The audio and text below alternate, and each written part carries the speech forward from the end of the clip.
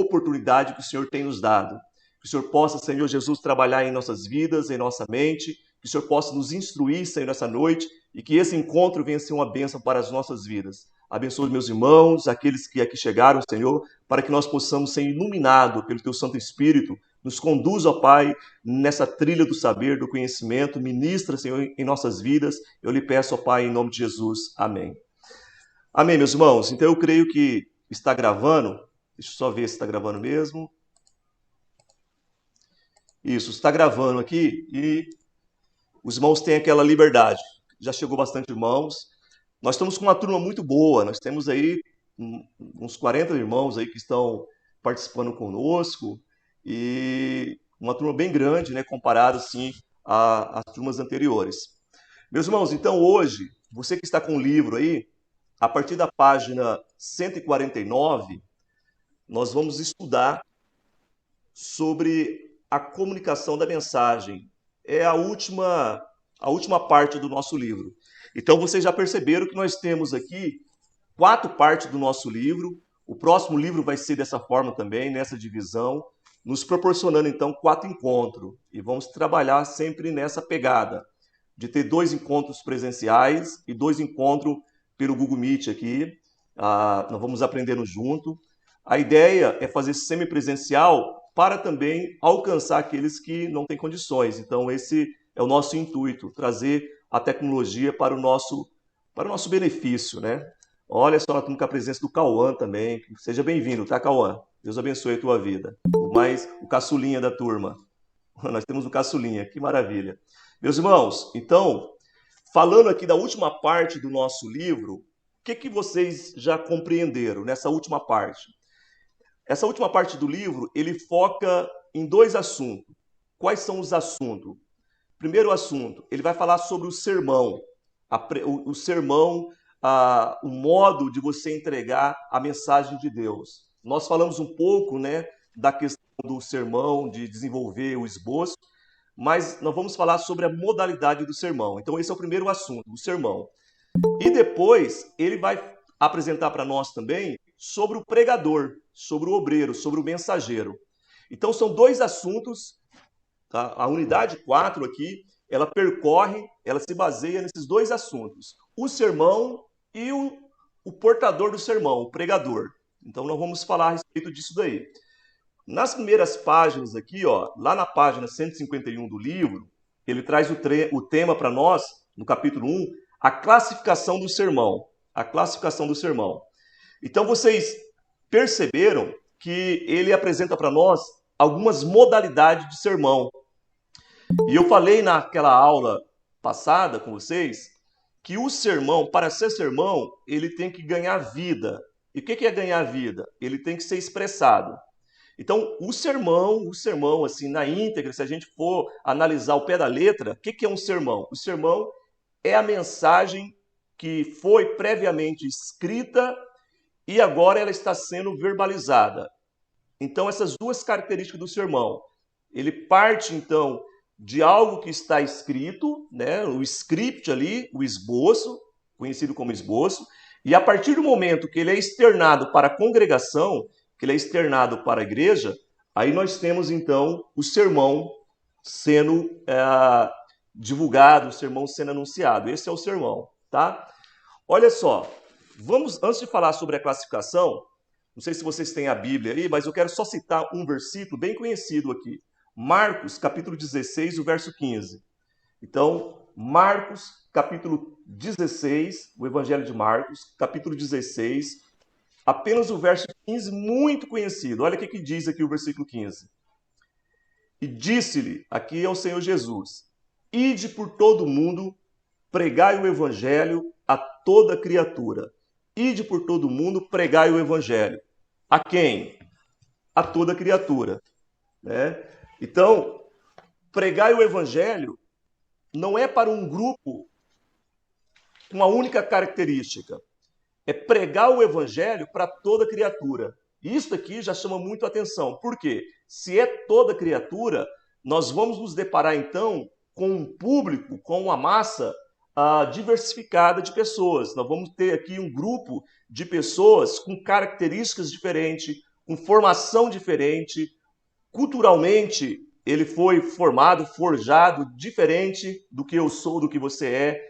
Então, tudo isso tem que ser levado em conta para nós que estamos pregando a palavra de Deus, nós que estamos anunciando a verdade, os princípios do reino.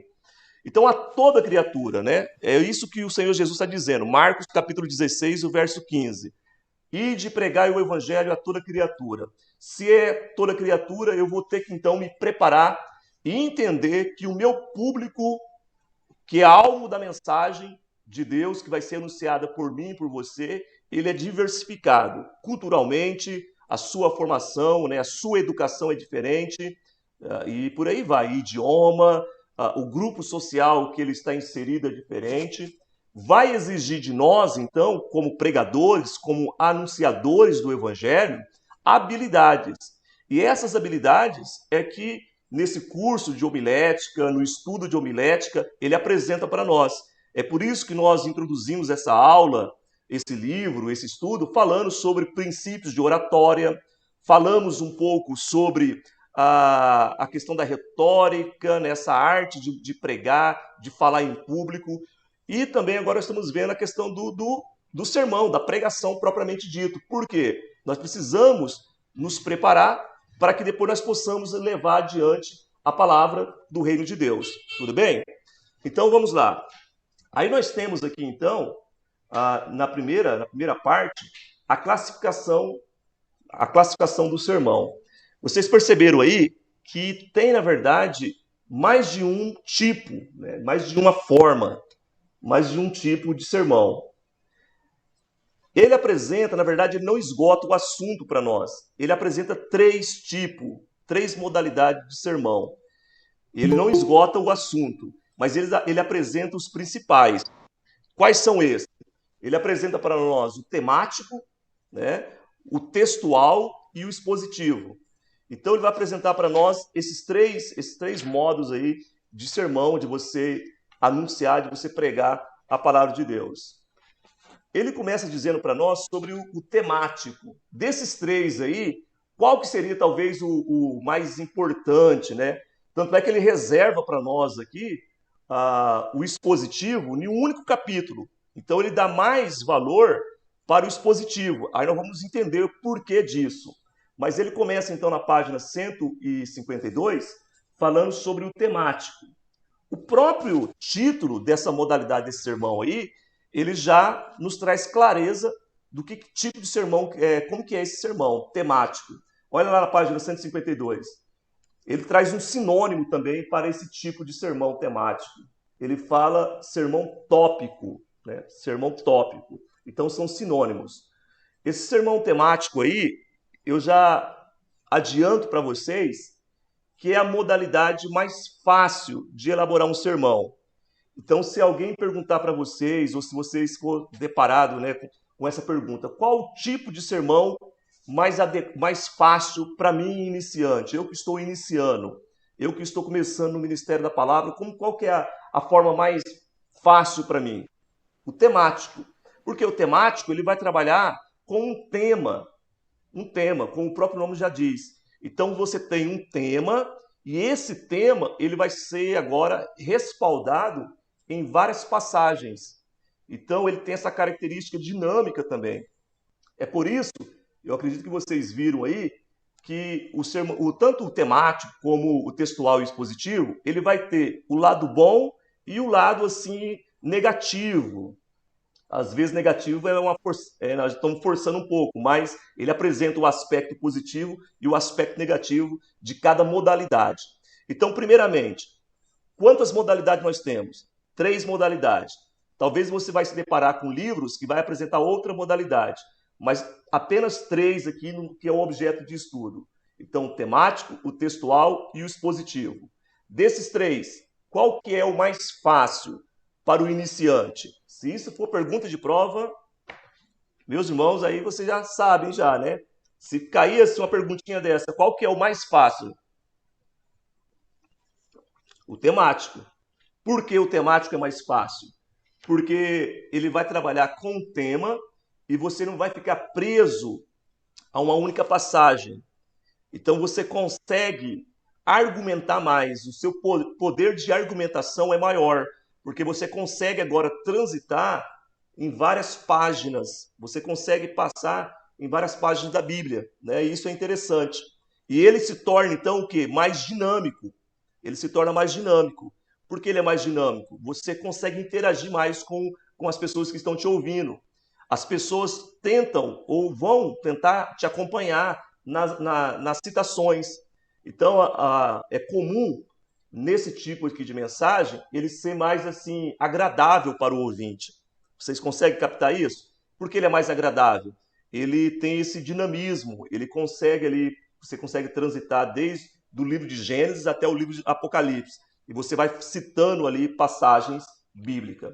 Por vários trechos, né, Wesley? Por Então vários, não, isso, então não vários fica trechos. só batendo em cima de um fato, de um milagre, de uma história, por exemplo, né? Perfeito. Aí, Gregory, irmãos, como na verdade ele é temático e você vai percorrer por vários trechos, por várias passagens, ele você não vai aprofundar em cada trecho desse citado. Então essa é a característica. Se você, a partir dessa aula, você vai conseguir agora fazer uma leitura desse jeito. Quando o pastor estiver ministrando, o pregador, você vai perceber que geralmente ele está pregando um sermão temático. Geralmente, a maioria dos sermões que são anunciados nas igrejas, eles se baseiam no sermão temático e muitas das vezes o pregador, sem saber que ele está fazendo uso dessa modalidade.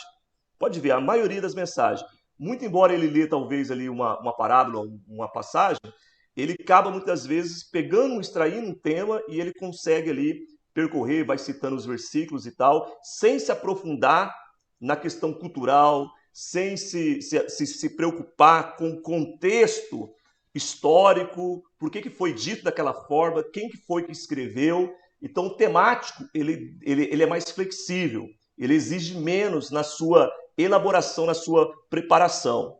Nós não estamos dizendo aqui que ele é de baixa qualidade, porque nós estamos usando a palavra de Deus para anunciar verdades do reino. Mas ele é mais fácil para o pregador na sua elaboração, na sua elaboração. Agora, olha só, o livro, ele, ele apresenta para nós aqui, na página 153, olha só, na página 153 aqui, falando na facilidade de elaboração. É a última parte aí dessa página, 153. 153. Ele começa dizendo assim, ó, facilidade da elaboração.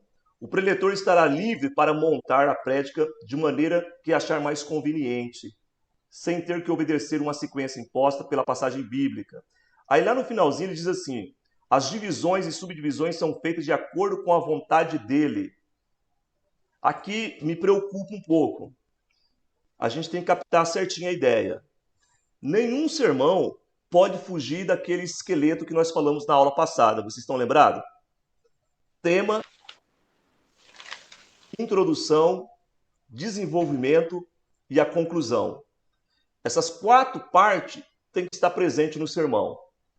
O tema, a sua introdução, o desenvolvimento e a conclusão.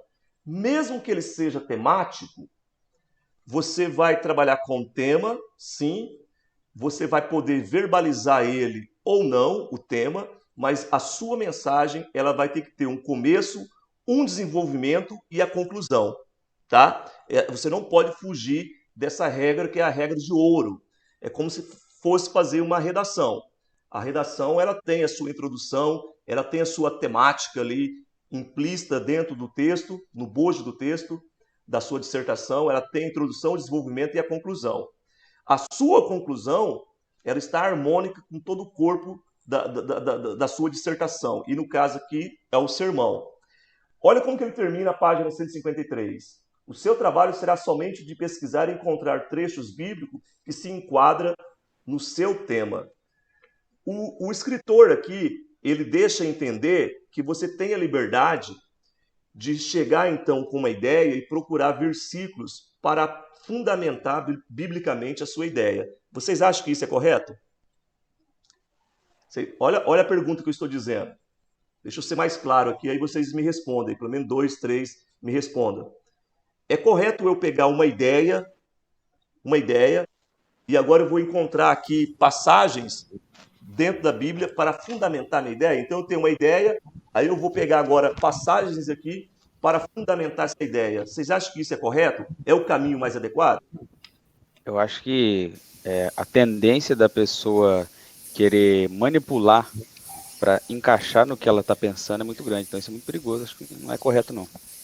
E eu acho que também corre o risco de fugir do contexto, né? Porque às vezes você pega um verso isolado em determinada passagem, ele está em um outro contexto, em um outro período, em um outro momento da história, e você tenta encaixar dentro de uma mensagem que você está ministrando, né?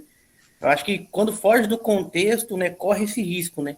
Pegar um versículo isolado e puxar para dentro. Perfeito. Mais alguém? Irmão, eu queria até me usar como exemplo nessa situação. Quando, como eu sou novo convertido, tô agora, né? Pode causar uma certa confusão.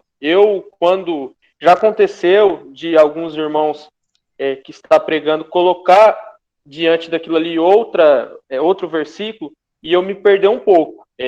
Não sei se é porque eu sou novo convertido, estou começando agora, ou se é porque não é muito legal fazer isso. Então, um ponto de vista, sim, colocando a minha situação. Perfeito, entendi.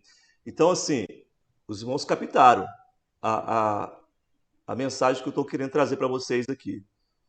De fato, é perigoso. Não é correto você chegar com um pensamento. Talvez esse pensamento, essa ideia, ela é fruto de um pensamento filosófico. Talvez você viu uma palestra de filosofia e você captou uma ideia e falou assim, agora eu vou embasar isso biblicamente para trazer um sermão. Tem que tomar muito cuidado com isso. Ou às vezes você assistiu um filme, pegou uma ideia central do filme, aí você quer fundamentar. Ou mais, às vezes você tem o seu achismo muito impregnado ali e você tem um ponto de vista do mundo sobre alguma coisa e tal, aí você quer agora trazer para as pessoas, mas para dar validade, para dar credibilidade, você começa agora a selecionar versículos para apoiar essa ideia. E eu falo para vocês, isso é muito perigoso e, assim, a gente quando vai estudar seitas e heresias, as aberrações doutrinárias, os modismos que surgem no seio religioso, vocês vão perceber que muitas das vezes é fruto dessa modalidade do sermão temático mal usado, mal aplicado. Então, o sermão temático, você pode usar ele, é uma bênção você trazer para a igreja, mas desde que você não deixa prevalecer o teu achismo e que você não fica pensando, sabe, escolhendo versículos para fundamentar o seu ponto de vista sobre alguma verdade que você acredita, porque isso é muito perigoso. Então, o que eu estou dizendo para vocês? A maioria das seitas religiosas aí, a maioria das heresias, ela surge por causa desse tipo de estudo, desse tipo de sermão mal usado. Então ele pega ali, ele teve um sonho, um exemplo, ele teve um sonho e ele acha que aquele sonho ali é uma verdade espiritual e muitas das vezes ela até confronta a Bíblia no todo, mas ele consegue trazer ali alguns versículos para fundamentar aquele sonho e ele é orientado por esse sonho. A Bíblia ela tem que, na verdade, ser entendida e lida no seu todo. Porque se você pegar apenas um pedaço ali, colher aquele pedaço, fazer um recorte, corre o risco de você trazer ali uma distorção doutrinária. Porque todo sermão ele tem que respeitar o todo e não se apoiar apenas em um versículo. Eu posso fazer aqui o uso do sermão temático sem nenhum problema, mas desde que aquilo que eu estou falando não venha contradizer o todo. O todo ele é mais importante. Ela só vai. A Bíblia explica a Bíblia. Ela se explica a si mesmo, né? Então, assim, você para compreender o que o Senhor está dizendo, você tem que ter a visão global do todo. Mesmo que naquele momento você está usando ali essa modalidade temática, você está trabalhando com um tema. E como eu disse, essa modalidade ela é mais fácil e por isso ela é mais usada por nós. Volta e meia você vai ver as pessoas falando sobre um tema. Ele escolhe um tema e ele vai estar trabalhando. Então, lá na página 153, ele, ele apresenta isso para nós, mas nós temos que tomar cuidado. Você não pode entrar com um pensamento seu. Claro que às vezes você recebeu uma inspiração da parte de Deus, mas essa inspiração aí, ela tem que ser bíblica, ela não pode ser fruto do imaginário, fruto de uma experiência religiosa, ela tem que ser bíblica. Então ele apresenta para nós, na página 153, um tema central, o amor de Deus. Vocês viram aí? Tem um tema, o amor de Deus. E ele faz até para nós aqui alguns links.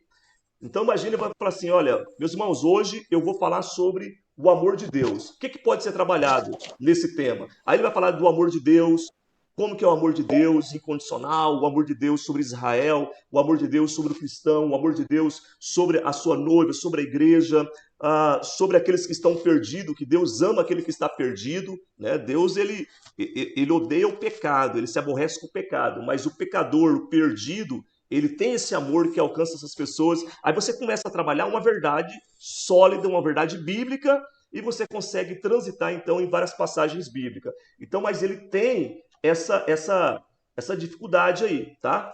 As pessoas, muitas vezes, entrar com um pensamento que não é bíblico. Então, nós falamos aqui sobre essa questão, ele é a parte positiva. Qual que é a parte positiva? A parte positiva é que ele é fácil, ele pode ser mais assim atraente, mais as pessoas podem estar mais receptível na hora de ouvir, porque ele é mais dinâmico.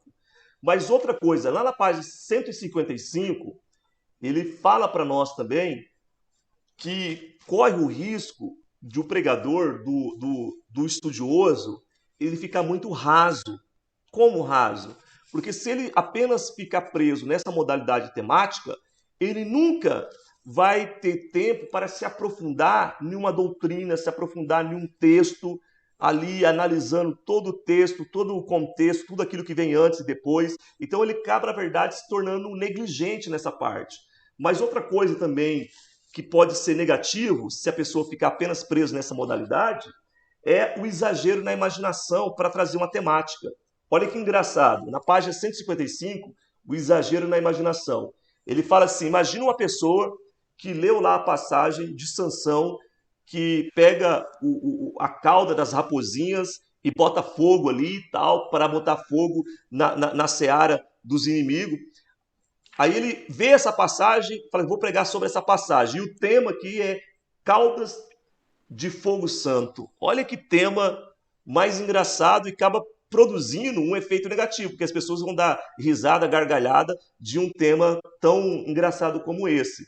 Então você tem que tomar cuidado para você não ser muito criativo, né? Você ter uma imaginação mais moderada. Você pode ser criativo, mas sem exagerar, não pode ter exagero. A gente sabe que o exagero, em qualquer circunstância, ele é negativo, né? Ele acaba atrapalhando ao invés de contribuir.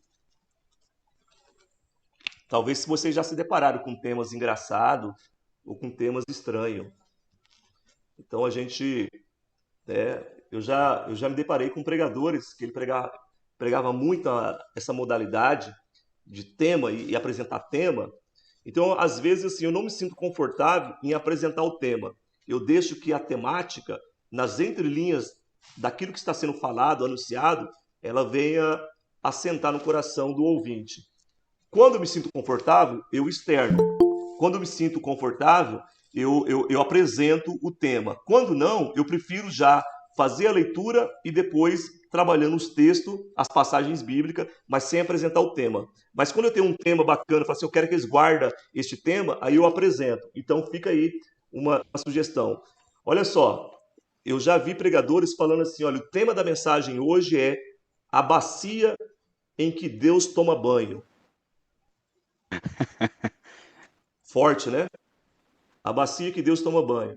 Aí, na hora, até você ter ali o tempo hábil, e às vezes você não vai ter o tempo hábil, para construir a ideia, o entendimento na vida dos irmãos, os irmãos às vezes ficam meio desligados da mensagem, ele vai sair ali pensando que Deus é um Deus sujo, um Deus que precisa tomar banho e tal.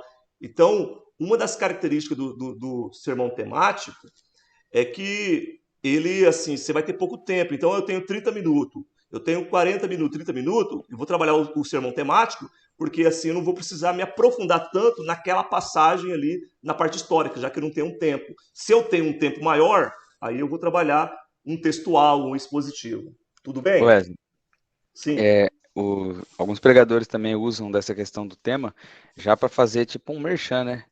O cara isso. usa da imaginação, fala, ó, vem no culto que vem, porque o tema vai ser, já solta aquele tema, o povo fala, nossa, mano, nunca vi isso, eu vou vir ver. Verdade. Já usa mais como um merchan também. É, Aí o o cara faz um tema ali. traz um tema, o tema é tão impactante que a pessoa fica tão ansiosa, né? Então ele joga como se fosse uma isca. A gente tem que tomar cuidado com esse tema para não confrontar o todo. Ou Mas até a curiosidade em cima do tema, né? Igual esse aí, a bacia que Deus toma banho. Né? O verdade, cara vai pela curiosidade, quero saber da bacia. perfeito. Assim, se você tem um tema, mas que esse tema ele não vai trazer nenhuma distorção e que vai trazer um impacto, seria bacana, mas você tem que tomar cuidado para você não trazer muitas vezes um efeito negativo, um escândalo, né? Uma pessoa ficar muitas vezes sem o entendimento completo que você quis passar. Então a gente tem que tomar cuidado aí com a questão do exagero. Aí, meus irmãos, ele traz para nós, então, alguns modelos. Vocês viram aí que tem alguns modelos que ele traz na página 157, 158, 159, e ele trabalha para nós aí, já tem quase pronto, né? Mas vamos lá, vamos dar um pulo lá na página 164 e vamos falar agora aqui sobre o sermão textual. Aqui já é um pouco diferente o sermão textual. Então, uma vez que o sermão temático eu pego apenas uma pequena porção ali, e muitas vezes apenas uma frase. Eu já vi muitas pessoas pegar apenas uma frase. Ele nem lê o versículo todo.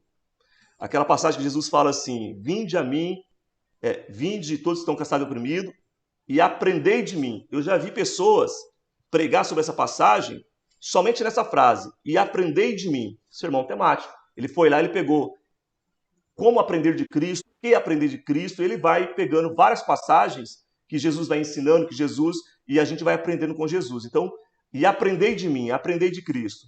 Agora, no sermão textual, ele vai ler o texto e ele vai pregar em cima daquele texto, o texto no todo. Então, ele não vai se aprofundar tanto, mas ele vai se aprofundar mais do que no sermão temático. No textual, ele vai citar passagens bíblicas, mas ele não vai assim se preocupar tanto em pedir para os irmãos abrir a Bíblia no versículo tal. Ele vai ser mais reduzido nas suas citações. Às vezes, ele nem cita referência no textual. Ele está com texto. Vamos pegar um texto aqui bem conhecido para a gente ilustrar.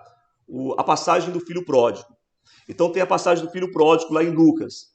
Ele lê a passagem do filho pródigo, não se preocupa em ler a parte, porque ali a gente vê esse capítulo todo, ele vai falar sobre a ovelha perdida e a dracma perdida, e depois ele entra no filho pródigo, o filho perdido. Mas ele vai se atentar somente no filho pródigo, então ele pega o texto, o versículo que começa a falar do filho pródigo ali, e ele se atenta somente nesse texto. E ele vai trazer o seu desenvolvimento, a introdução, o desenvolvimento e a conclusão, tudo baseado nessa única passagem, fazendo algumas menções em outros versículos, em outras passagens, apenas para deixar um pouco mais robusto. Porque a gente falamos também no momento anterior, na outra aula, que é necessário que você sempre no sermão, você faça assim, citações, que você cita versículo, ou se você não lembra do versículo, você cita pelo menos a ideia daquele versículo ali tal.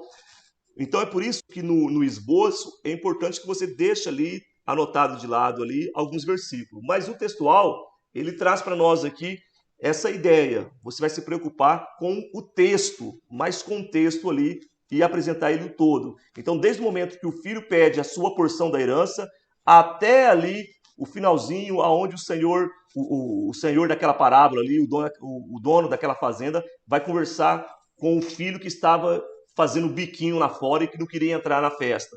Então vai passar por toda essa história e vai trazer a história para os irmãos, para o ouvinte. Olha só, lá na página 165,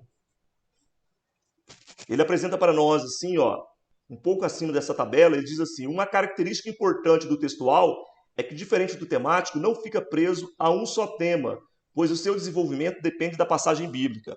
Então, nesse exemplo do filho pródigo, ele começa falando sobre o filho que pediu a sua porção, e depois, quando ele se ausentou, E ele vai trabalhando cada ideia ali, então ele não fica preso apenas em um tema, né? Às vezes você vai falar só sobre o amor de Deus, aí você vai buscar vários versículos, então você vai fazer então um sermão temático. Agora, na questão do filho pródigo, claro que você vai mostrar ali o amor do pai para com os filhos, mas tem outras coisas ali que vai ser apresentada, então você não vai ficar preso somente em um tema, você vai falar sobre a consequência do filho que se ausenta da casa paternal, o desejo que ele teve de comer ali o alimento dos porcos, o modo quando ele voltou que o pai estava com os braços abertos, o comportamento do filho mais velho de não entrar na festa. Então você percebe que ele vai percorrer dentro daquele texto ali, mas ele, claro que tem um tema maior que talvez ele vai enfatizar, mas ele consegue trabalhar vários subtemas em cima daquele texto ali, tá?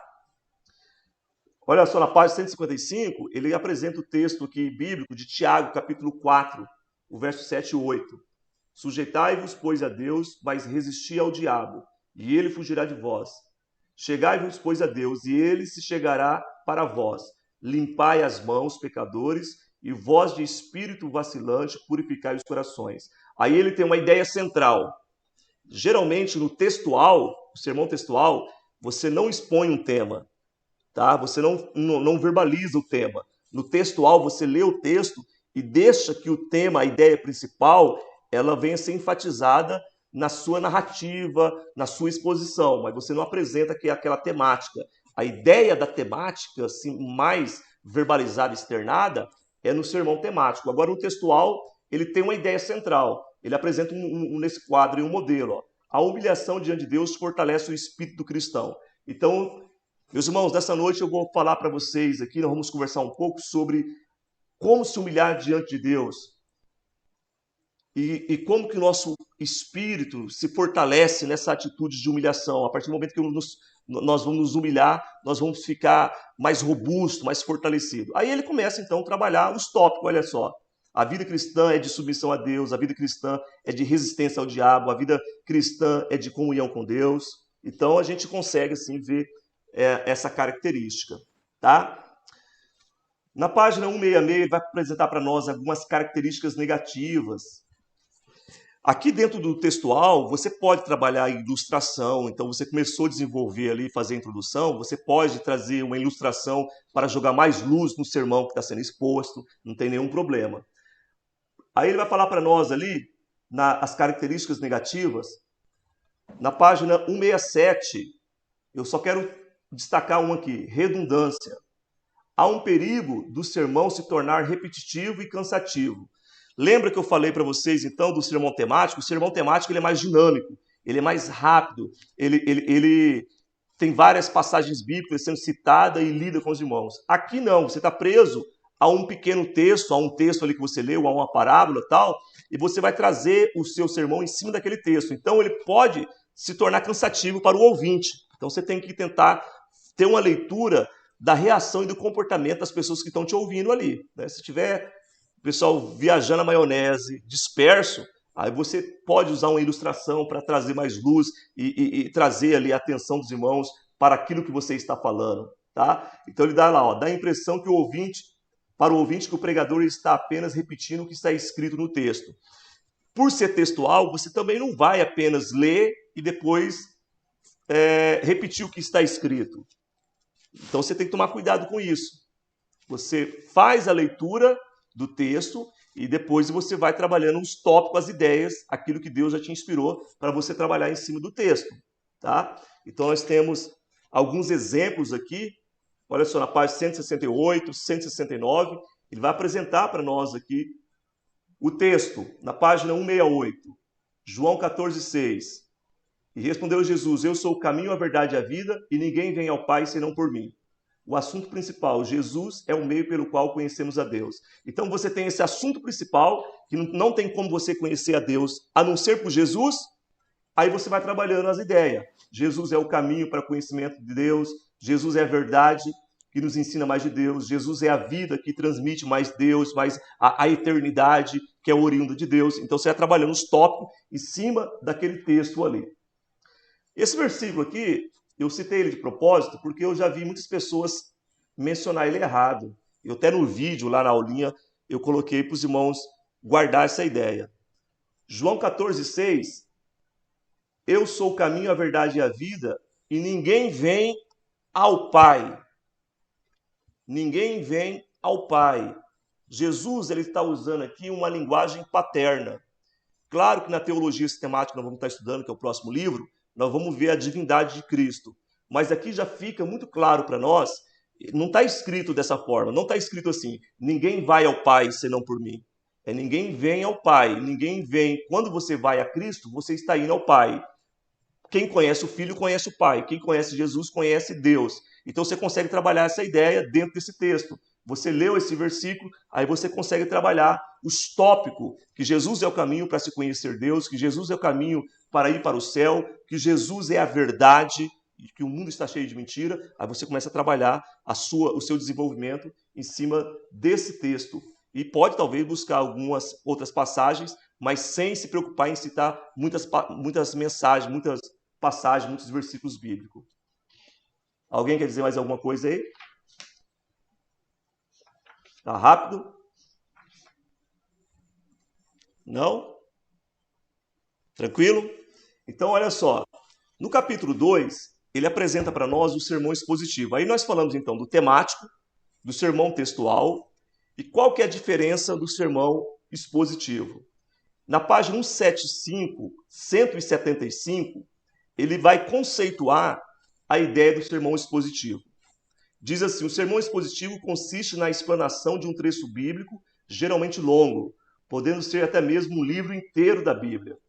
A palavra explanação significa aplanar alguma coisa que está enrugada, explicar com desenvoltura e esclarecer. Esse tipo de sermão, ele seria talvez assim o ideal. Por que ele é o ideal? O sermão expositivo, como o próprio nome diz, é você expor, é você explicar. É o tipo de mensagem que mais me atrai, essa modalidade. É aquele pregador que tem a habilidade de ser pregador e ensinador. Aquele que ensina alguma coisa que vai servir para o amanhã, que vai servir para segunda-feira, para terça, para quarta, que vai servir para ele na escola, que vai servir para ele lá na casa, lá no ambiente de serviço. É o sermão expositivo, que expõe a palavra de Deus com mais profundidade. Para esse tipo de sermão aqui, exige de nós uma preparação, porque o que você vai analisar? Você vai analisar aquela passagem, o contexto que foi escrito, a cultura, para quem está sendo destinada aquela, vamos supor que é uma carta do apóstolo Paulo. Nesse tipo de sermão, vamos pegar lá Paulo falando que as irmãs têm que usar véu na cabeça. Você vai, para trazer esse assunto à tona, você vai então estudar o porquê que ele falou isso, para quem ele falou isso e o que eu tenho que extrair e aplicar então de lição para a minha vida. Então, o porquê que ele está escrevendo, para quem que ele está escrevendo e qual que é a motivação. Aí você vai trazer e vai aplicar então para os seus ouvintes. Então percebe aqui que ele vai exigir mais de nós. Por quê? Porque você vai ter que fazer uma investigação. Você vai precisar ler uma passagem em outras traduções da Bíblia também. Talvez você vai ter que ver o original no idioma ali, fazer uma pesquisa. Hoje fica mais fácil a gente fazer essa pesquisa, mas você vai ter que pesquisar ali no idioma. Você vai ter que ver o contexto, aquilo que foi escrito antes e aquilo que foi escrito depois, para que você venha ter a visão do todo, para depois você conseguir extrair de modo adequado. Então, esse tipo aqui é o sermão expositivo, é a pregação ensino. Pregação e ensino. Os pentecostais, nós somos mais acostumados com uma pregação que não é uma pregação ensino, mas é uma pregação que traz a mensagem e que ela provoca em nós ali talvez um fervor, uma emoção e tal, a gente fica muito motivado, mas é um fogo que aparece muitas das vezes e logo passa. A nossa preocupação é trazer algo, uma chama que venha produzir um desejo ardente no ouvinte e essa chama venha a ser contínua, sabe? Ela venha, na verdade, permanecer na segunda e na terça-feira. É triste quando o sermão ele é exposto para a igreja e termina, você não entende a ideia, você não entende o que o pregador queria dizer, qual que era a ideia central, o que ele estava querendo falar. Então a gente tem que tomar cuidado. Então esse tipo de sermão aqui, tem muitos, né, que nem o Hernandes Dias Lopes, ele tem um livro que se chama O Sermão Expositivo, que ele fala sobre o benefício de você usar essa modalidade. Você lembra de Jesus Cristo no caminho de Emaús? Lá o Senhor Jesus, para falar dele, da sua morte, que convinha ele passar pela cruz e tal, ele começa então lá dos profetas, lá no Antigo Testamento, ele vai trazendo todas as passagens bíblicas ali, até que aquilo venha surtir claridade, que venha ficar claro ali para os ouvintes. Alguém que quer falar alguma coisa? O microfone estava ligado, era o Fábio? Amém, meus irmãos? Então, se a gente falar do sermão expositivo, se os irmãos quiserem falar alguma coisa, pode se manifestar aí, tá? Ô Wesley, Ah, a gente pentecostal mesmo está acostumado, porque quando alguém vai usar desse tipo de sermão, a gente até olha e fala, vixe, né? Olha, a gente olha não, é do nosso costume olhar e falar assim, não, mas tinha que ser aquele pregador que já sai, já pula e já vai, a gente já está acostumado assim, né? Vem demais para trás. Então a isso. gente, só que esse sermão expositivo, e você falou do Hernandes Dias Lopes, ele tem essa característica mesmo, né? Que é algo que produz ali um conhecimento bem maior do que Mais algo, profundo. do que com o tema ali. Perfeito. Então, assim, ele exige, é por isso que muitas vezes ele é deixado de lado, essa modalidade, porque ele exige mais do pregador, porque você vai ter que praticamente trazer uma aula na sua pregação, e essa aula tem que ficar gravada no coração dos irmãos, e os irmãos venham, sabe, levar aquilo ali e continuar o desejo de aprofundar mais, falar, puxa vida, que passagem maravilhosa, eu não tinha olhado dessa forma. Na página 177, ele fala para nós que essa modalidade era usada pelos apóstolos. Então, Paulo, para falar de uma verdade, ele vai buscar, então, expor aquela verdade alicerçando no todo da Bíblia. Se alicerçando no todo da Bíblia. Então, ele vai trazendo ali para nós. Olha só na página 177. Em certo momento aí, bem no meio, ele diz assim, no sermão temático, a mensagem é extraída a partir da ideia do pregador. Que eu fico assim com meio ressabiado, fico meio com o pé atrás nessa ideia. Que procura texto ou passagem que expõe o seu pensamento. No textual, a prédica é extraída de um pequeno texto, que depende do pregador para dar continuidade à ideia. No expositivo, no entanto, a ideia central, as divisões, subdivisões, que é a estruturação do sermão, são extraídas diretamente de uma passagem longa da Bíblia, não dependendo em si do pensamento do preletor, mas do estudo, da sua capacidade espiritual e intelectual para aplicá-lo. Então, o que a gente tem aqui? No expositivo, você vai acompanhar, geralmente, o expositivo, a passagem é maior e ele vai trabalhar versículo por versículo. E o próprio desenvolvimento da ideia, imagina uma carta ali do apóstolo Paulo. Aí você vai trazer um sermão expositivo. Você vai apresentar a parte histórica, por que Paulo escreveu aquilo e para quem que Paulo escreveu, quem que é Paulo. Aí depois você vai, a partir da leitura ali, do primeiro versículo, você vai trabalhando versículo por versículo, até se você concluir e você conseguir então extrair toda a ideia do texto. Isso aqui, assim, exige uma habilidade maior de nós que estamos falando, tá? Então é por isso que muitas vezes a pessoa ela deixa e se distancia dessa modalidade aí. Porém, outra coisa que a gente tem que se preocupar com o sermão expositivo é de não ser cansativo. Porque às vezes você quer pregar um sermão expositivo, mas você acaba sendo enfadonho, monótono, né? Então você tem que se preocupar também em trazer esse sermão, mas de modo que venha prender a atenção, de modo que você venha a transmitir com clareza, que não venha ficar algo ali monótono. Aquelas técnicas que nós falamos da oratória, da entonação da voz, de você não ficar com o mesmo ritmo, isso daqui vale para o sermão expositivo também. Então você tem que levar isso em mente. Falar assim, olha, eu vou estar trabalhando com um sermão, uma modalidade um pouco mais difícil. Então eu já tenho que entender, né, que essa finalidade para ser alcançada, esse objetivo para ser alcançado, tem que ser muito bem trabalhado. Você tem que trazer detalhes, mas sem ser enfadonho, sem você provocar ali canseira nos ouvintes, tá? Outra coisa, se eu não tenho tempo suficiente para trazer um sermão expositivo, então eu vou preferir um textual, uma passagem mais curta ou um temático, porque às vezes você não tem tempo. Aí você passa lá vários minutos fazendo aquela leitura. Se eu não vou ter tempo para expor tudo aquilo que eu li, então você não faz a leitura longa. Então, se você vai ter um pouco tempo, prefira então trazer o sermão temático, né?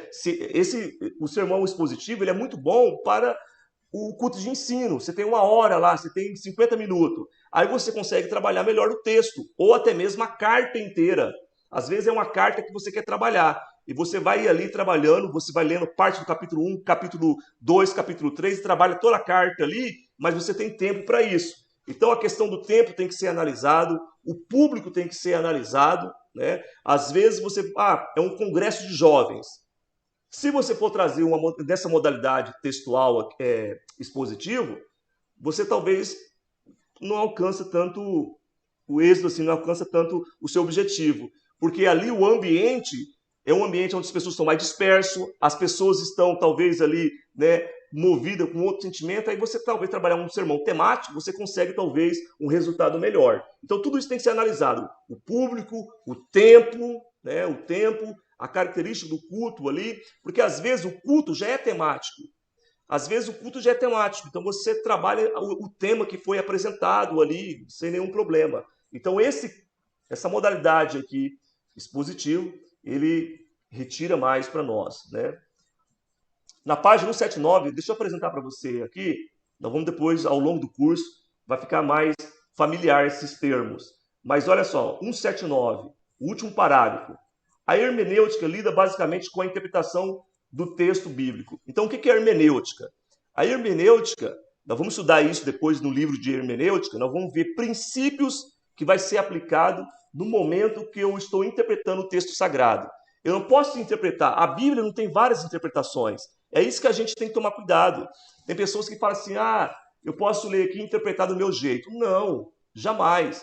Eu tenho que respeitar alguns princípios de hermenêutica. A hermenêutica vai ser essa arte da interpretação da Bíblia Sagrada. Aí ele apresenta um outro termo para nós aqui. Exegese, que significa tirar para fora o que está oculto. Lida com a sua aplicação. A maior dificuldade que eu vejo nos pregadores é fazer a exegese. O que é a exegese? É você, então, estar trabalhando o sermão expositivo. Você está expondo aquela passagem. Como que eu vou agora transportar isso para a minha realidade? Fazer uma exegese daquilo que foi lido. Porque se você ler ali o capítulo inteiro e começar apenas a reproduzir só os versículos, as pessoas não vão muitas vezes se identificar. Mas a partir do momento que você vai lendo cada versículo e vai trazendo aplicação direta para o ouvinte, para a realidade, aquele sermão ele vai ser melhor compreendido e as pessoas vão receber mais, de um coração mais aberto à palavra de Deus. Então, na medida do possível, tenta fazer as aplicações. Você está nessa modalidade aqui expositiva. Não deixa a aplicação para o final, para a conclusão. Porque aí, às vezes, você já perdeu a atenção das pessoas e perdeu os seus ouvintes. Então, eu vejo muitas pessoas assim, ele traz a mensagem, aí ele explica todo o texto, explica quem foi Paulo, por que ele escreveu, o que está dizendo, e vai falando o texto, mas sem trazer aplicação. Aí ele deixa os minutos finais para trazer aplicação. E pode ser tarde demais. Pode ser assim, né? Então, a gente tem que se preocupar em fazendo essas aplicações ao decorrer do desenvolvimento da passagem bíblica. Mais alguma coisa, meus irmãos, sobre esse... Então, nós vimos aqui as 3 modalidades. Vocês querem falar alguma coisa sobre essas modalidades? Que nós vamos dar um intervalo. Então, nós falamos sobre temática, o sermão textual e o expositivo. O ideal seria o expositivo, porque traz mais substância bíblica, cultural, e respeita o histórico, né? Por que foi escrito. Só para exemplificar aqui, para a gente terminar essa fala. Falta 5 minutos aqui, eu vou ter que encerrar. Mas imagina lá o 666 de Apocalipse. Por que foi escrito? Por que ele usou essa linguagem? Porque ele fala assim, quem tem sabedoria, calcule. Ele está mandando calcular ali. Naquele momento já era para ser calculado. Então, o 666, esse sinal da besta, já era para aqueles dias. Como que eu vou fazer o transporte agora e fazer a aplicação para os nossos dias? É isso que o sermão expositivo tem que ser muito bem trabalhado, apresentando o histórico e a aplicação. Tudo bem? Meus irmãos, vamos fazer um intervalo, que vai desarmar aqui. Eu vou parar, então eu vou assim, 5 minutos. Acho que 5 minutinhos dá, né? Para a gente não estender muito. Mas depois nós não vamos fazer um tempo muito longo, não, tá? Daqui 5 minutinhos eu coloco um outro link, aí você entra no link e nós vamos continuar aqui falando agora sobre o pregador. Que Deus abençoe, os irmãos estão livres aí para tomar uma água e dar uma descansada. Beleza. Calma. Vamos conversando aqui. Vou fazer bem mais rápido agora essa outra parte, tá? Que eu quero liberar o link da prova para vocês. Deixa eu aceitar todos aqui. E o medo de vocês não voltar. Falei, rapaz, será que vai dar certo? Será que o pessoal vai voltar? Agora é a parte mais gostosa. Liga essa câmera. É pra ficar ligada a câmera, eles falaram. Tava ligado com o celular. Deixa ligado pra mim ver vocês, que aí dá. Senão fica uma sensação que eu tô falando com o computador aqui. Apesar que eu tô vendo o rostinho de vocês. Viu? Tô aceitando aqui. Tem vários irmãos que ainda não conheço pessoalmente, aí eu fico meio assim, mas devagarzinho não conhecendo. Eu tenho uns irmãos de outras igrejas também. Eu acho que o Wesley que aparece para mim aqui não é o Wesley, né? Ele usa outro perfil. Não. Não, é o Djalma. Djalma, é verdade. Ele usa outro Isso. perfil. Aí tem o Pedro, José Dias de Oliveira, vários irmãos. O Valdivino tá ali, Eliana. Meus irmãos, então vamos lá. Vamos começar aqui. Essa parte aqui era bem mais tranquila, tá? A gente falou dos sermões, agora vamos falar sobre o pregador aqui. Apesar que ele vai falar para nós sobre o bom sermão. Deixa eu ver que página que é aqui. Deixa eu permitir.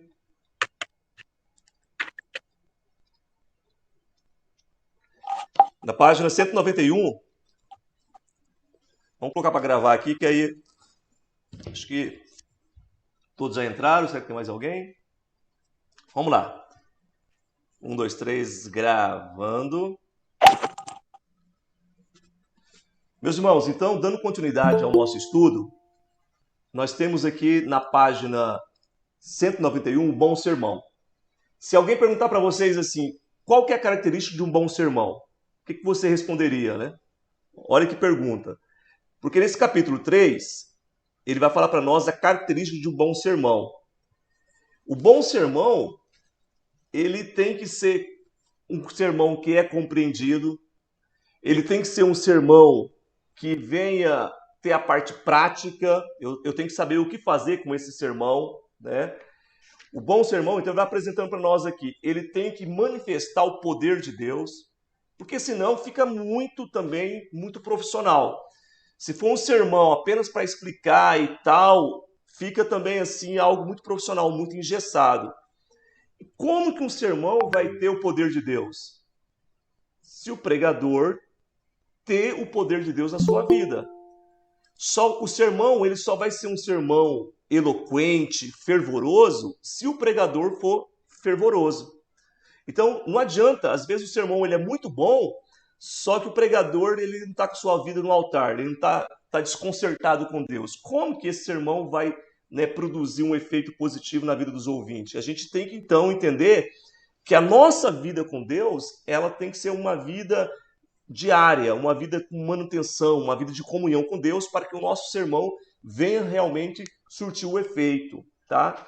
Então, característica do bom sermão, ele tem que ser um sermão coerente, tem que ser um sermão fidedigno, né, com a palavra de Deus, ele tem que ser um sermão que não venha contrariar as passagens da Bíblia Sagrada, porque às vezes a pessoa fala algo ali que não é bíblico, então esse sermão ele acaba sendo comprometido. Outra coisa, né? Ele tem que causar assim, uma expectativa. Olha só lá na página 196. Ele fala para nós aí. Por fim, o bom sermão é aquele que provoca uma certa expectação nos ouvintes, deixando-os com desejos de ouvir tudo que o pregador tem para transmitir. Você sabe qual que é a característica do bom sermão? Irmão Deusair, está me ouvindo? Está ouvindo aí, Deusair? Vamos ver se você está acordado. Amém, irmão. Tá me ouvindo? Estou ouvindo aqui. Pode continuar aí. Olha Um só, bom sermão. isso. Sabe a característica de um bom sermão, meu? É aquele sermão que dá um gostinho de quero mais. Então, quando é um bom sermão, é quando você não vê o tempo passar. De repente, acabou e você fala, meu Deus, acabou, eu queria mais. Então, a gente tem que buscar essa qualidade. E só que essa qualidade, essa graça, essa unção, depende muito da sua vida com Deus, tá? Às vezes você é uma pessoa muito inteligente, uma pessoa esperta para fazer um esboço, mas na hora de transmitir, talvez não alcança aquele resultado esperado. Por quê? Faltou aquela comunhão, aquela graça com Deus. É por isso que muitas vezes não adianta você pegar um esboço de alguém e tentar reproduzir, porque aquele esboço, aquela ideia foi dada para um pregador específico, para um momento específico, aí você não vai conseguir reproduzir aquele sermão e alcançar o mesmo objetivo, o mesmo feito. Porque no sermão exala o quê? A experiência do pregador com Deus, o seu relacionamento com Deus. Os irmãos conseguem compreender isso? Então, o sermão, ele não é apenas a parte escrita, verbalizada. Ele tem muito do que você tem de Deus na sua vida.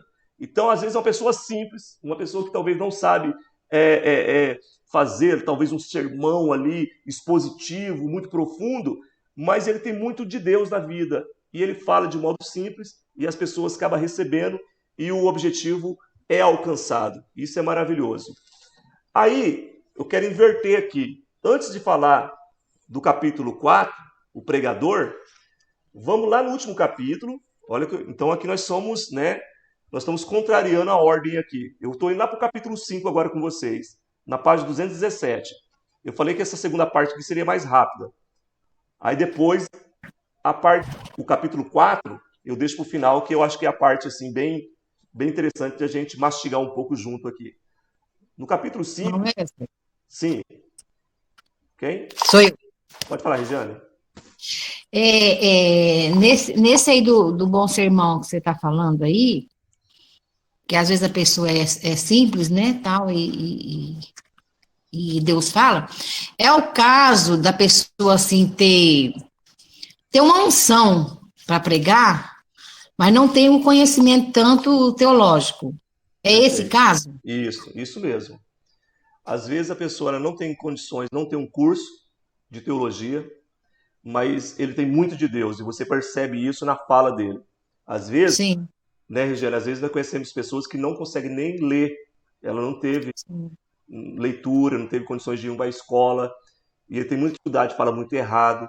Só que esse falar errado e essa falta de conhecimento, talvez, essa parte intelectual, é suprida pela vida dele com Deus, dela com Deus. Então eu conheço muitas pessoas assim, que tem muito da parte, que às vezes ele não tem a parte intelectual. Só um momento aqui, deixa eu atender uma pessoa aqui, só um momento.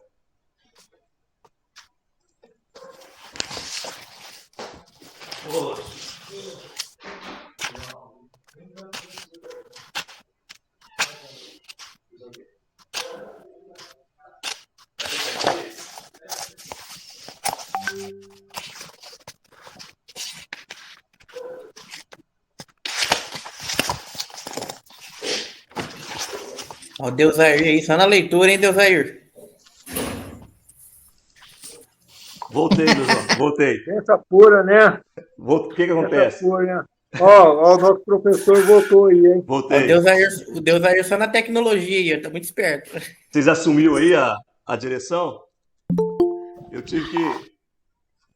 Amém. Eu estou aqui na minha sala, aqui no meu serviço.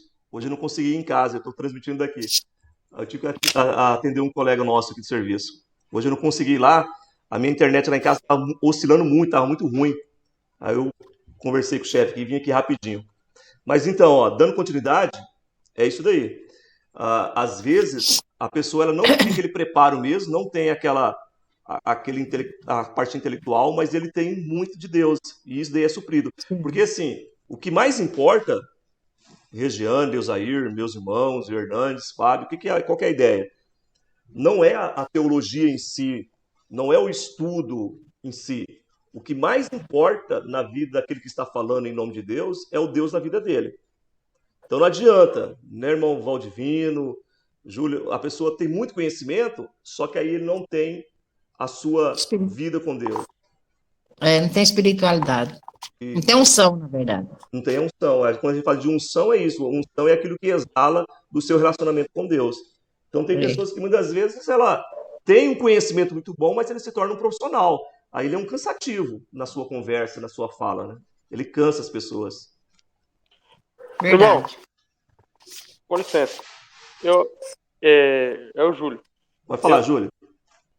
Eu até esses dias estava fazendo um atendimento de um cliente e ele é de outra denominação, porém evangélico. Sim. E essa denominação, eu conversei com ele, a gente estava conversando sobre religião, eu falei que estava começando no curso de teologia e ele me relatou que, apesar de ser evangélico, a doutrina da igreja dele não acredita nesse tipo de coisa. Eles acreditam na seguinte situação: chegou, abriu a Bíblia, Deus coloca tudo para ele. Aí eu até não quis entrar em detalhes, não quis questionar por também não ter um conhecimento muito amplo. Mas que a gente pode, assim, qual que é o pensamento sobre isso, irmão? Com certeza essa pessoa, ela está equivocada. Ela está equivocada. A gente até falou isso em aulas passadas. Tem pessoas que têm esse pensamento mesmo, Júlio, de falar assim, não precisa de teologia, não precisa estudar. Rapidinho, mas nesse caso, irmão, ele deu a entender que era toda a denominação, era um pensamento daquela igreja, entendeu? Coletivo, sim. Tem igrejas que ela vai defender essa ideia, que não precisa estudar, porque quando você estuda teologia, você se torna frio, ou você acaba, na verdade, querendo usar Deus, a palavra de Deus. Só que esse pensamento, ele é errado. A palavra do Senhor nos fala assim, erreis por não conhecer a Escritura Sagrada. Então o povo padece, nós erramos quando nós não conhecemos a Escritura Sagrada. Tem uma passagem, Júlio, meus irmãos, que estava lá o eunuco indo na carruagem e ele estava ali lendo, só que ele não estava compreendendo o que ele estava lendo. Aí chega ali o homem de Deus perto da carruagem e fala assim, você está entendendo? Né? O Filipe chega lá e fala, você está entendendo o que você está lendo? Ele fala assim, como que eu vou entender se não tem quem me explica? Então a Bíblia tem que ser explicada, tem que ser estudada, tem que ser amada, tem que ser mexida. É isso daí que, na verdade, foi o grande lance da reforma com Martinho Lutero. Porque antigamente ela era apenas a missa, os cultos, era num idioma que ninguém compreendia. E depois, com o advento da imprensa, a Bíblia veio para a mão das pessoas e teve condições agora de estudar, de ler. Então essa ideia de que fala assim, não, eu não vou estudar porque Deus vai me dar, não. Deus já te deu sabedoria e tempo, como nós temos agora, nesse momento de teologia aqui de estudo, para estudar a palavra de Deus. Então as pessoas estão, infelizmente, equivocadas. É por isso que saem muitas heresias, né, muitas coisas erradas. Entendi. Obrigado. Então, o bom sermão é tudo isso. Por último, no último capítulo, ele fala para nós sobre a comunicação. E a comunicação, qual que é a ferramenta do pregador? Não vai cair na prova, mas se te fizer essa pergunta, qual que é a ferramenta do pregador? O que vocês respondem? Qual que é a ferramenta do pregador? É a palavra de Deus. A Bíblia. A Bíblia. Perfeito. A Bíblia. A Bíblia Sagrada, ela é a ferramenta principal do pregador. Isso daí vocês estão certinhos, a gente até falou a respeito disso daí. Mas uma outra ferramenta, e essa ferramenta é a ferramenta secundária, então o trabalhador ele tem várias ferramentas. A principal, nós temos aqui, a principal.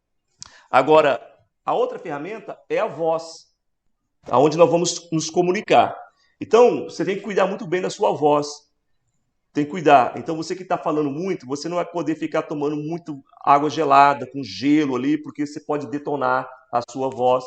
Outra coisa, se você começa muito, de modo muito veemente, falando muito alto, com um tom de voz muito alto, dificilmente você vai conseguir concluir de modo audível, compreensível, porque você vai ficar rouco. Quantas pessoas que começam, depois eles, na verdade, ficam rouco? Fica rouco por causa disso, porque não conseguiu trabalhar adequadamente a sua voz. Então tem essa preocupação também. Então tudo isso é questão da técnica, né? A questão da técnica. A técnica ela serve para nos orientar nessa parte, porque a voz ela vai ser a ferramenta do orador. O orador ele tem que se preocupar com isso daí. Então, existem alguns casos que eu já conheci de pessoas procurar um especialista, que ele está com um problema na sua comunicação e tal, dói a sua garganta, ele vai ter que procurar um médico especialista, tá? Dentro ainda da questão da comunicação, nós temos vários meios de comunicação que tem que ser explorado. E graças a Deus que agora está sendo mais explorado. Então, quais são os meios de comunicação? Televisão, rádio, né? A televisão e o rádio já por algum tempo já foi sendo usado na exposição da palavra de Deus. Agora, com a internet, nós temos que usar esse meio.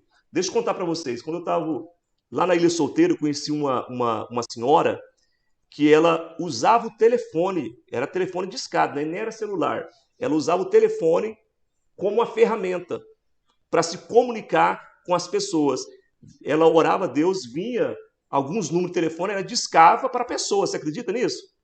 Olha que coisa. Ela tinha aquele momento devocional com Deus, aí os números vinham, ela marcava no papel, depois ela sentava, pegava o telefone e ligava aleatório para as pessoas para falar de Deus. Usando o quê? Um meio de comunicação. Então, é que a gente muitas vezes somos covardes, a gente pensa que pregar é somente no púlpito, lá na tribuna. E você tem um celular como esse aqui, que você consegue conversar com as pessoas, mandar áudio, falar de Jesus para as pessoas que estão muitas vezes distantes da gente, mas conseguem se aproximar através desse meio de comunicação. A internet também, nós temos aqui a internet, o YouTube, olha só, nós estamos nos comunicando. Então você consegue fazer grupo de estudo, reunião, um culto virtual dessa forma, com talvez uma pessoa que está trabalhando com você que não está tendo resistência de ir lá e receber o teu convite, de ir no templo. Você consegue alcançar através dessas ferramentas. Livros, então artigos, áudios, filmagens. Você tem que usar a sua criatividade, porque comunicar, levar a palavra de Deus é de várias formas, não é somente no microfone ali. Tudo bem? Superado isso daí? Vamos concluir então. Agora a parte assim, que eu estava esperando para a gente concluir.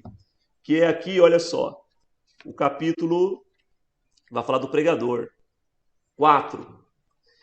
Aqui, meus irmãos, ele começa na página 201. 201. Eu sei que vocês estão ansiosos para fazer a prova. Eu já libero a prova para vocês aqui. Já vou te dizendo, a prova está muito facinho, hein? Não aceito ninguém tirar menos de 8. Vocês vão ver lá que ela vale 8. São 10 questões. Mas as duas últimas questões é comigo. Vocês vão entender lá. É eu que vou pontuar. Mas as outras é bem objetivo naquilo que nós falamos aqui no livro. Voltando aqui, na página 201. A vocação. Tem pessoas que nascem com uma vocação. Tem pessoas muito espertinhas desde pequenininho. Você vê ali o jeito dele, a desenvoltura, a liderança. Tem pessoas que têm uma liderança. Tem pessoas que têm uma comunicação. Ele consegue, né, a oralidade dele assim, já é diferenciada no grupo ali das crianças. Aí ele é um adolescente, ele cresce com isso também. E ele acaba, na verdade, explorando isso. Mas existe uma vocação que é a chamada de Deus para a pessoa. A pessoa, ela é chamada por Deus e ele vai se preparando, ele vai se qualificando. Que nem vocês aqui, vocês estão buscando essa vocação, estão aperfeiçoando essa vocação. E o livro ele apresenta isso para nós, tá? Então, nós temos o chamado para a pregação.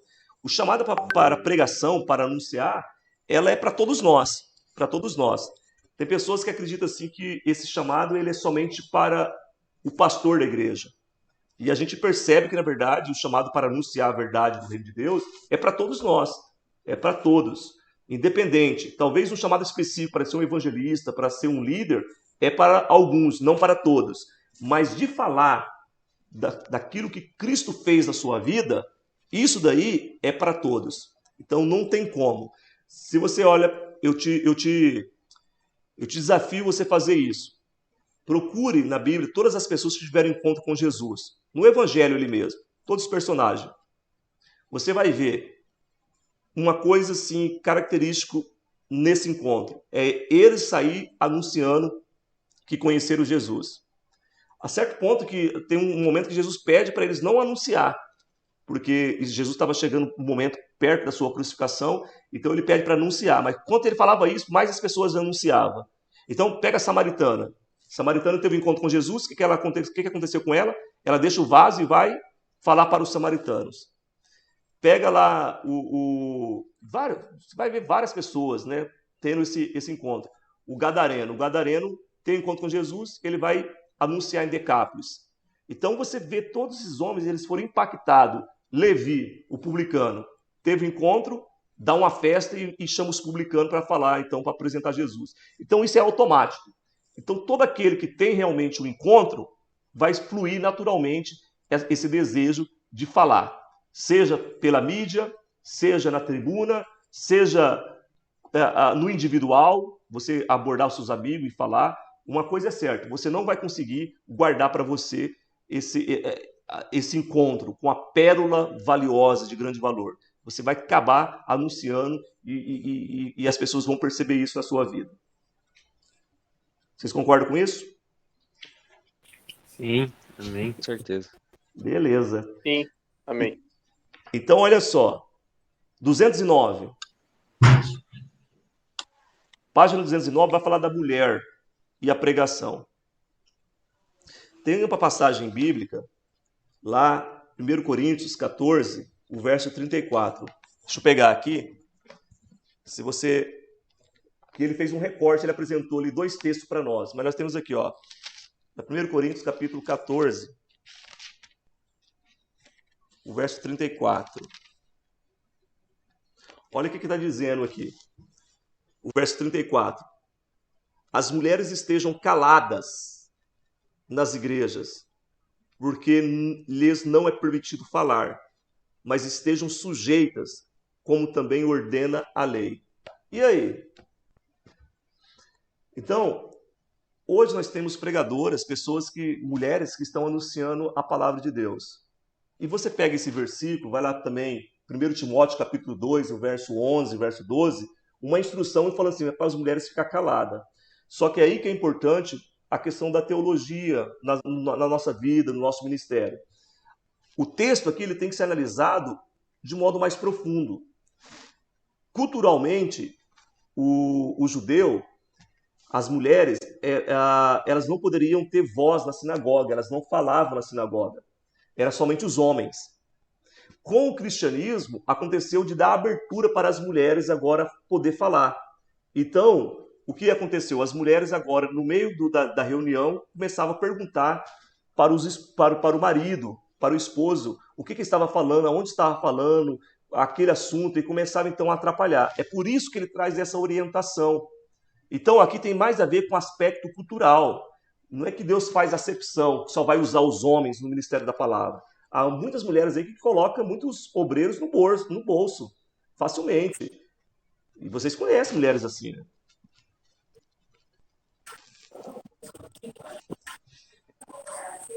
Irmã Regiane? Isso aí eu acho que era por causa da cultura, não é? Do país? Cultura. No caso lá. Culturalmente. É porque até hoje esses países, as mulheres são caladas, né? Elas não são... Não tem voz. Não fica exposta, aquelas que usam aquelas roupas, não pode mostrar o rosto, então é uma cultura. Isso, tem mais a ver com a parte cultural.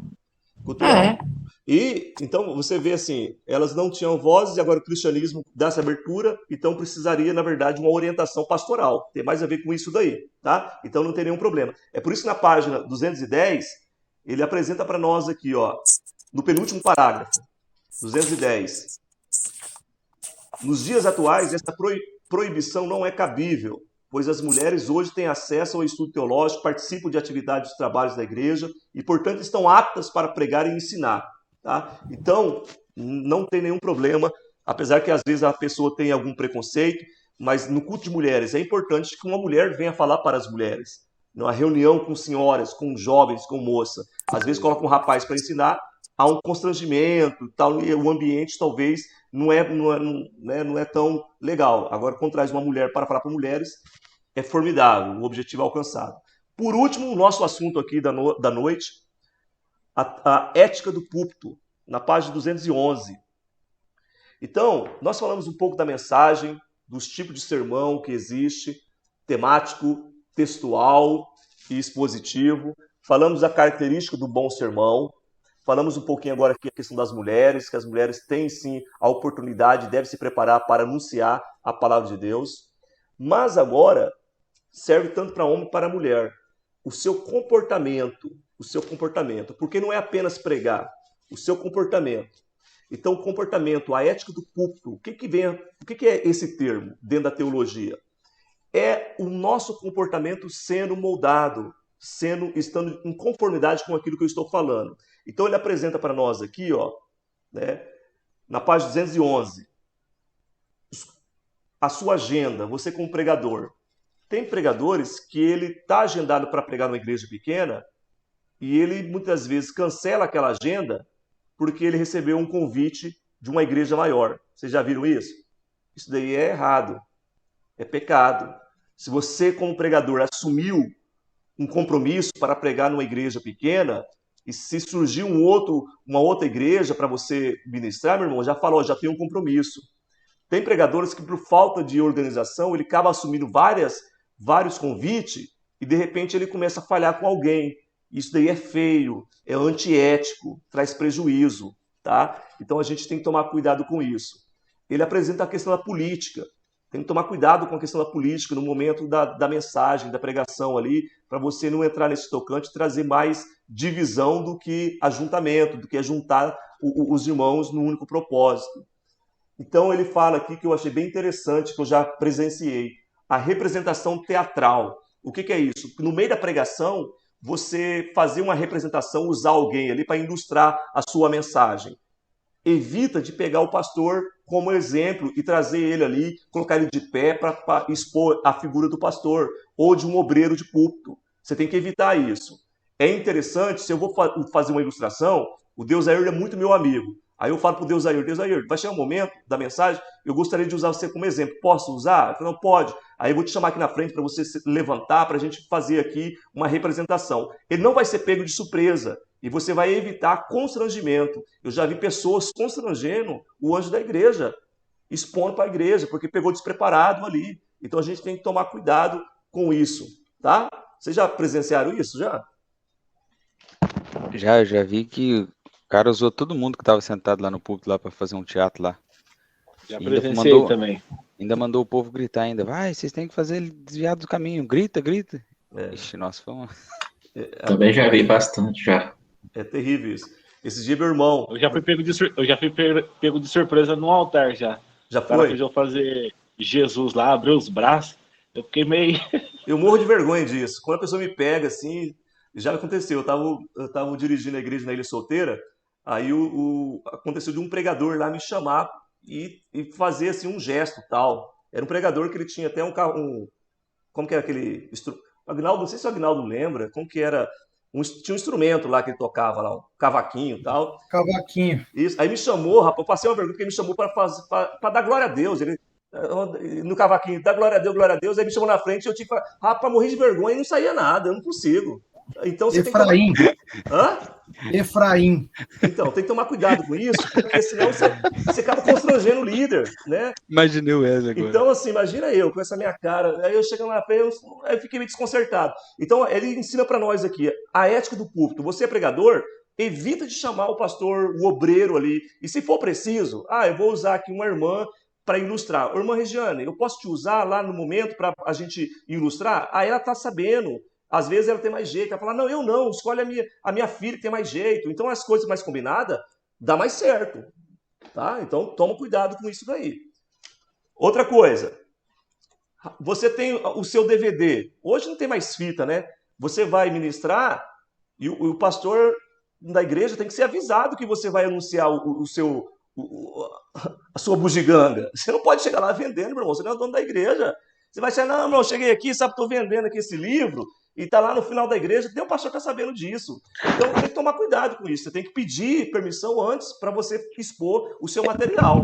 Eu já vi gente que ficou a metade da mensagem falando, aqui é meu livro, o conteúdo é esse, Deus me deu assim, eu vou ler uma passagem para vocês. E ficou lendo o livro dele, a passagem dele lá dos livros, mais da metade do tempo. Está mais preocupado em vender do que anunciar a verdade do reino. Quem que ia falar? Pastor Wesley. Sim?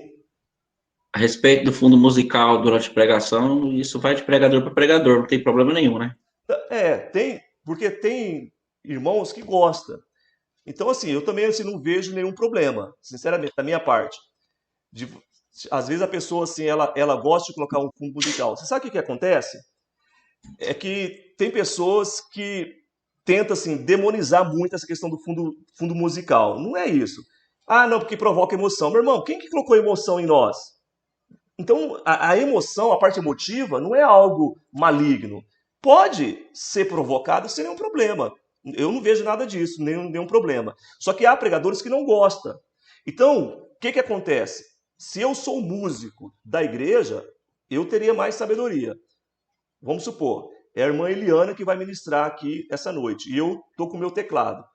Eu procuro antes mandar um papelzinho perguntando se ela vai querer um fundo musical ou não, e tentar ver, porque às vezes eu começo com um fundo musical, eu posso receber uma chamada de atenção, porque às vezes a irmã Eliane não gosta, ou ela não consegue ministrar, porque tem pessoas que não gostam de pregar com fundo musical. Então, esse comportamento é um comportamento de sabedoria, você tem que ser sábio, tem que ser inteligente, né? Então, quando as pessoas falam, ué, você quer fundo musical? Eu falo, não, eu prefiro que não coloque fundo musical. Aí já fica cortado, não precisa falar isso no microfone, porque às vezes aí a pessoa pode ficar constrangida. Então, se você não quer ser chamado a atenção, já tenta organizar isso antes, tá?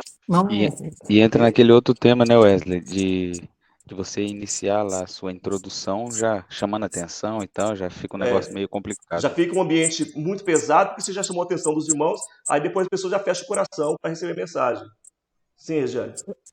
Eu também já vi uma pregação que o fundo musical foi a pregação inteirinha, é um hino fúnebre.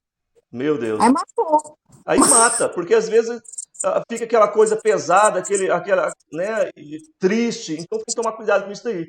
Então, assim, eu acho muito artificial, agora é coisa minha, tá? O irmão Enéas perguntou, tal, a gente entrou nesse assunto, mas assim, eu vejo o pregador, aí ele tá pregando, de repente ele aumenta o tom de voz, aí o cara aumenta o fundo musical e aquela coisa, fica muito profissional. Então, assim, tem pessoas que gostam, tem outros que não gostam. Nós temos o nosso pastor, vai colocar o fundo musical lá, você vai ser chamado a atenção. Então é melhor você perguntar antes para ele, ele vai falar, não, irmão, não coloca, que é melhor do que ser chamado a atenção ali em público, né? Sim? Já presenciei também uma pregação sobre a morte de Jesus, aquele respeito, e tocando 1000 graus no fundo. Então, parece meio incompatível com aquilo que está sendo verbalizado e com aquilo que está sendo tocado. Outra coisa, então a questão da venda, os chavões, essas expressões, olha só na página 212. Então nós estamos terminando aqui o nosso estudo de homilética. Os chavões, né? Olha o anjo, pega aí, recebe, essas coisas tem que ser evitado. Por quê? Pastor Wesley. Sim? A respeito também, uma coisa que a gente vê muito isso, eu particularmente não gosto não, é a questão que o pregador, ele prega o tempo inteiro, mandando olhar para o seu irmão do lado, dar um abraço, fala que tá bonito, e aquela coisa, isso, nossa, eu não gosto, pastor. Tem que ser evitado. Você tem que, assim, você tem que deixar que a mensagem que está sendo pregada toque nas pessoas. O pregador que ele quer ficar muito no movimento de mexer com as pessoas, ele corre o risco de pecar no excesso. Às vezes, você fala assim, irmão, repita comigo isso. Aí quebra um pouco, né, a rotina ali, a sua mensagem, até bom, às vezes pode ser até frutífero. Mas se você ficar toda hora, você olha para o irmão do lado, imagina. Irmão, eu não gosto disso não, hein? Imagina, eu estou lá na nave da igreja, está minha esposa, aí tem um outro irmão do outro lado. Aí, de repente, o pregador manda o irmão olhar para a pessoa que está do lado, aí está minha esposa. Aí olha no olho dela, olha o constrangimento que você... Olha no olho do irmão que está do seu lado, aí olha no olho da mulher e aquele constrangimento... Então, você tem que tomar cuidado com isso. Olha no olho dele e fala que te ama, que você ama ele. Olha que coisa terrível. Tem alguns pregadores que pedem até para chacoalhar o irmão do lado. Já presenciei algumas coisas desse tipo. Toca aí, chacoalha ele e tal. Às vezes é um visitante e ele não está acostumado com esse ambiente. Chega lá e a pessoa toca nele, olha para ele. Até na hora de apresentar o visitante, você tem que saber fazer aquilo para não constranger.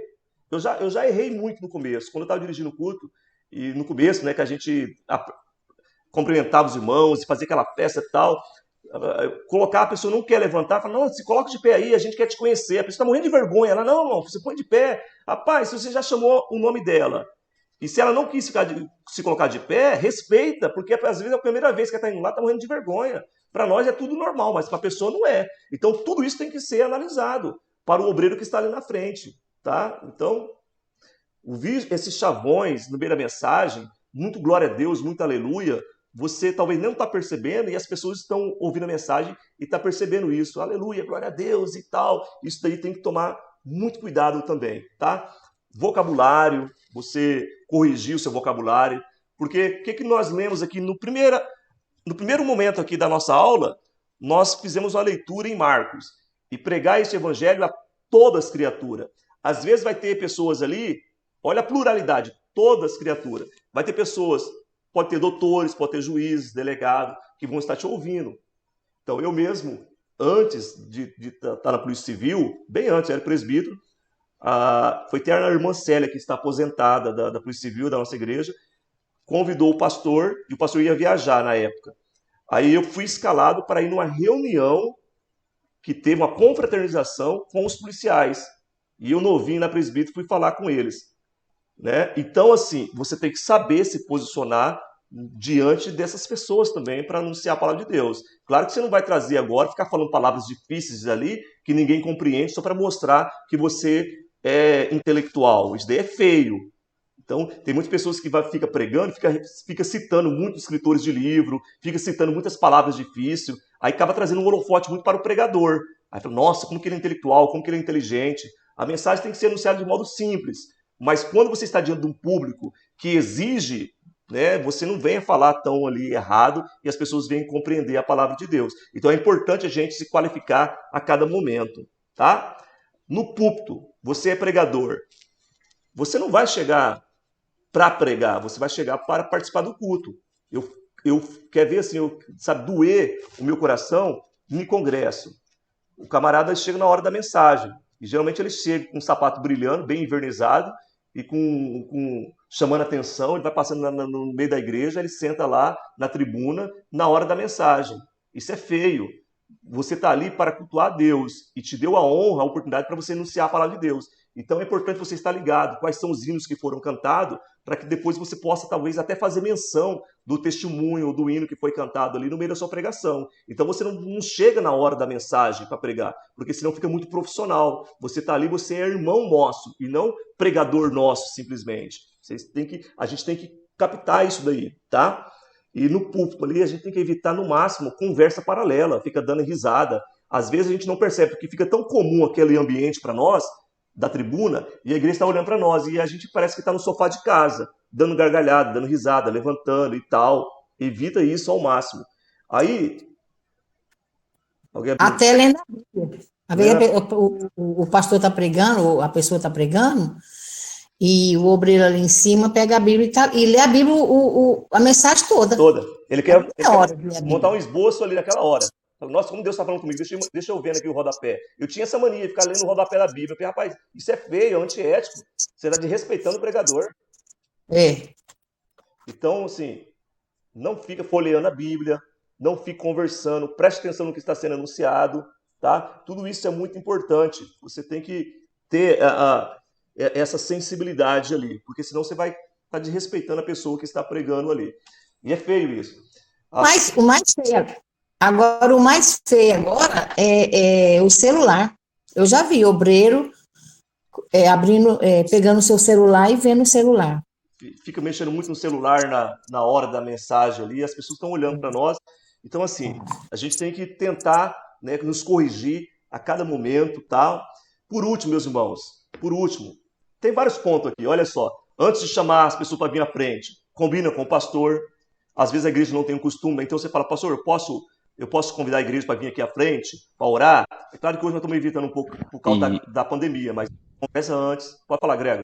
E um detalhe importante, irmão, que eu vejo, é que as pessoas falam ali na hora que está com o microfone, pastor, posso chamar a igreja? Já deixa também numa calça curta ali, né? Como que o tem pastor que ser vai falar combinado não? Isso, tem que ser combinado antes. Eu queria pedir permissão na hora ali. Então Você já fica constrangeu o complicado pastor, também. vai falar não, né? Então, não, você já falou, então chama. Às vezes, a questão do tempo. Rapaz, se te deu um tempo, não passa do tempo que foi te confiado. Geralmente eu tento terminar um pouquinho antes, né? Para você ficar com crédito. Então, assim, foi até 9 horas, entrega ali 5 minutos, 3 minutos antes, na medida do possível. Não passe do horário. Porque às vezes, não, é Deus que está no controle, é o Espírito Santo está no controle, é Ele que manda aqui. Mas é com ordem, com decência. Então você tem que falar dentro daquele tempo que foi lhe dado. Não adianta você extrapolar, porque às vezes está gostoso para você, mas está sendo cansativo para as pessoas. Então você tem que ter essa leitura de ambiente também. Tá? Então, por último, ainda vou já liberar vocês, falar em línguas estranhas. Falar em línguas estranhas, tem pessoas que têm assim uma visão errada disso. Claro que a gente precisaria talvez de um estudo só sobre os dons espirituais para a gente entrar mais profundamente nesse tocante. Mas você é pregador, você tem que assim controlar o seu falar em línguas estranhas no momento da pregação. Controlar. Ah, mas como que eu vou controlar o Espírito de Deus? Olha que eu não estou falando isso. Eu estou falando, na verdade, o dom que Deus te deu não é para confusão. Tem pessoas ali que nunca foi na igreja e que entrou naquela noite. Se você ficar a maior parte da sua mensagem falando em línguas estranhas, as pessoas vão sair escandalizadas e não edificadas. Porque aquilo ali não é normal para aquelas pessoas. É muito estranho. É comum para nós, mas para eles é estranho literalmente. Então, evite no momento da mensagem. Eu vou falar a verdade. Quando eu comecei a pregar, eu só falava aleluia em línguas estranhas e um pouquinho de Bíblia. Assim. Aí eu misturava tudo e saía. E eu fui me corrigindo, falei, não, porque aí você vai controlando a sua emoção, você vai pregando com mais coerência, com mais clareza, tentando arredondar as palavras para se fazer compreensível. E deixa o falar, esse extravasar, sabe, colocar para fora, no momento que o louvor está lá no final, assim, e a igreja está louvando a Deus, aí você está orando, aí você deixa um pouco mais, mas no momento da mensagem, você consegue controlar. Porque senão Paulo não ia trazer orientação para nós, né? Ele traz essa orientação. Agora, se tem interpretação de línguas, fale em línguas. Agora, se vai trazer edificação somente para você, aquele momento ali é para você trazer uma mensagem para edificar o coletivo, a igreja, e não somente você. Então, nós temos que tomar cuidado com isso. Eu sei que é polêmico, mas sim, tem condições de você trazer uma mensagem sem ficar falando muito em mistério e tal, e deixar isso para o final, ou no momento individual que você está com Deus, aí você, em espírito, ora bem. Caso contrário, pode trazer mais coisas negativas do que positivo, tá? Porque, assim, nós oramos e em espírito oramos bem. Nosso espírito é edificado, e não a igreja. A igreja é edificada quando a palavra é entendida. E é por isso que nós estamos fazendo um curso como esse, tentando nos aperfeiçoar e nos preparar melhor, servir a Deus melhor. Amém? Podemos encerrar? Maravilha, então, meus irmãos. Deus abençoe vocês, tá? Eu tentei não ser cansativo aqui. Eu sei que o assunto ele é muito amplo, nós temos bastante coisa para falar. Chegou o outro livro, que é o livro Teologia Sistemática. Eu já vou estar essa semana distribuindo para vocês. Deixa eu fazer só aqui uma observação. O nosso próximo encontro era para ser presencial. Eu vou mandar certinho a programação para vocês, eu vou inverter, por quê? Não é que eu gosto mais de online, é porque tem pessoas que vai estar trabalhando nessa ordem que eu estou fazendo e não está conseguindo acompanhar. Então, eu vou inverter a ordem, mas nós vamos ter 2 aulas presencial e 2 online. Eu vou mandar isso certinho para vocês, apenas para tentar trazer mais gente, os irmãos que estão conflitando e não estão conseguindo participar do presencial. Tá? Então eu vou inverter um pouco, eu peço a paciência dos irmãos. Então na próxima segunda-feira, a primeira aula vai ser online, tá?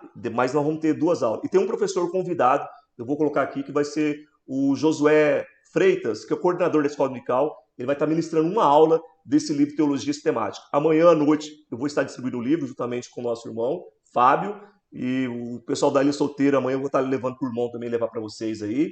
E é uma benção. Tudo bem? Que Deus abençoe vocês. Eu vou mandar o link agora no grupo da prova. Aí vocês têm até amanhã à noite. Bastante tempo, né? Para responder 10 questões que você gasta ali 3 minutos. 3 minutos para responder. Aí vocês vão ver no finalzinho, pode prestar atenção, vai estar lá quantas que você acertou. São 10 questões. Apenas 8. Então você tem que tirar 8. Essas dois pontos é eu que vou dar para vocês ali. Aqueles irmãos que participaram da aula, vocês vão entender lá que tem a pergunta certinho. Qualquer dúvida, pode me chamar no privado, que eu te auxilio na questão da prova. Pode responder hoje, você vai clicar nela, pergunta lá, você vai só clicar na resposta e depois vai enviar, que já vai chegar na minha caixa de e-mail a sua avaliação. Não esqueça de colocar o nome completo, tem um campo lá para você colocar o nome completo. Tudo bem? Que Deus abençoe os irmãos, agradeço a paciência de todos. Qualquer coisa, estou aberto no privado para a gente poder conversar e melhorar, então, para a glória de Deus. Que Deus abençoe a todos, em nome do Senhor Jesus. Amém, irmão. Deus abençoe. Amém. Amém. Amém, irmão. Ah. Também. Amém.